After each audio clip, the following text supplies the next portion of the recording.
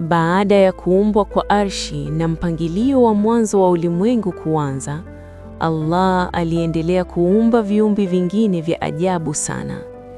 Viumbe hawa hawaonekani kwa macho ya binadamu, lakini wana jukumu kubwa katika mpangilio wa ulimwengu. Ni nani viumbe hawa?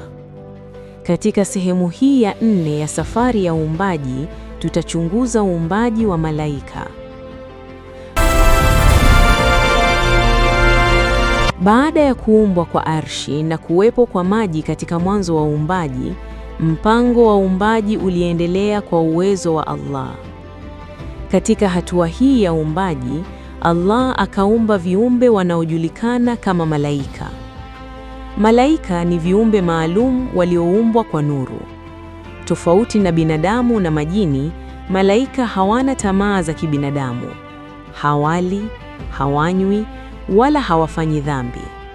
Kazi yao kuu ni kutekeleza amri za Allah bila kukataa.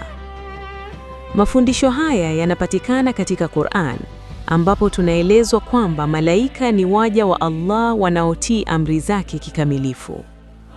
Malaika ni wengi sana kiasi kwamba idadi yao haiwezi kuhesabika na binadamu. Katika hadithi za Mtume Muhammad, inaelezwa kwamba mbingu zimejaa malaika wanaomwabudu Allah. Kuna malaika wanaosimama, wengine wanasujudu, na wengine wanamsifu Allah kila wakati. Na ibada yao haikomi. Katika mpangilio wa ulimwengu, malaika wamepewa majukumu tofauti. Baadhi yao ni wajumbe wa wahi kwa mitume. Malaika mashuhuri miongoni mwao ni Jibril, ambaye alipewa jukumu la kupeleka wahi kwa mitume wa Allah. Ni kupitia malaika Jibril ndipo wahi wa Qur'an uliletwa kwa Mtume Muhammad. Kuna malaika wengine wanaosimamia mambo ya ulimwengu. Kwa mfano, kuna malaika wanaosimamia mvua, wengine wanaosimamia upepo, na wengine wanaosimamia milima. Pia kuna malaika wanaoandika matendo ya binadamu. Kila mtu ana malaika wawili wanaoandika matendo yake. Mmoja anaandika mema na mwingine anaandika mabaya. Hii inaonyesha kwamba kila tendo la binadamu linaandikwa. Hakuna kitu kinachopotea.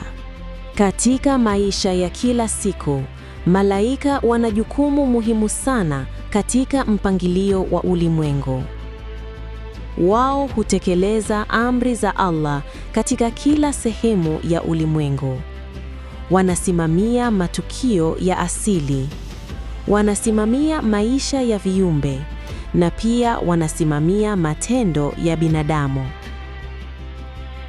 Lakini pamoja na majukumu yao makubwa, malaika hawajivuni, hawana kiburi. Wanabaki kuwa waja wanyenyekevu wanaomwabudu Allah kila wakati. Hii ndiyo tofauti kubwa kati ya malaika na baadhi ya viumbe wengine waliokuja baadaye. Baada ya kuumbwa kwa malaika, Allah aliendelea na uumbaji wa viumbe wengine. Katika hatua inayofuata ya uumbaji, Allah akaumba viumbe wanaoitwa majini.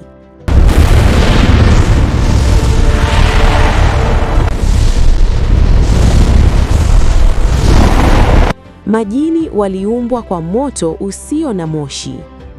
Tofauti na malaika, majini walipewa uwezo wa kuchagua mema au mabaya. Na hapo ndipo hadithi ya uumbaji inaingia katika hatua nyingine muhimu.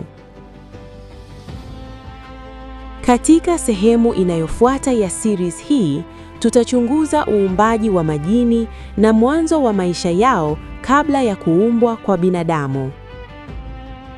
Hii ndiyo ilikuwa hadithi ya uumbaji wa malaika katika mwanzo wa ulimwengu. Lakini safari ya uumbaji bado inaendelea. Katika part 5, tutazungumza kuhusu uumbaji wa majini na maisha yao kabla ya kuumbwa kwa binadamu.